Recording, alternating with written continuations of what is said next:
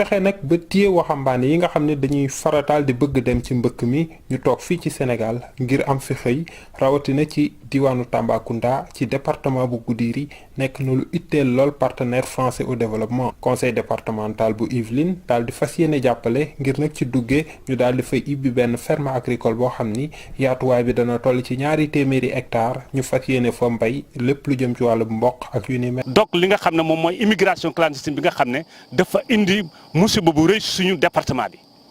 dëkk bi nga xam ne mooy dugg rek at yi passé perte nañ si lu tolloog 10 nit ak juróom-ñett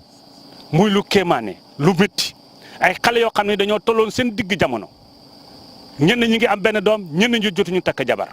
dem tukki des ci ndox mi. ci bund bi état du Sénégal conseil départemental bu Goudiri ak programme appui au développement de solidarité pour le développement ci ndimbalal ñi nga xam ne ñoom ñooy partenaires français yi daal dinañu def benn forage ci Lelekon njëgam toll ci 125 millions ñu daal di tabax benn lycée ci Goudiri njëgam toll ci 20 millions ci suñuy koppar ngir jàppale ko askan wi. visité nañu tamit benn projet bi ñu am projet de ferme agricole fii dans la commune de Dougué suñu but mooy avoir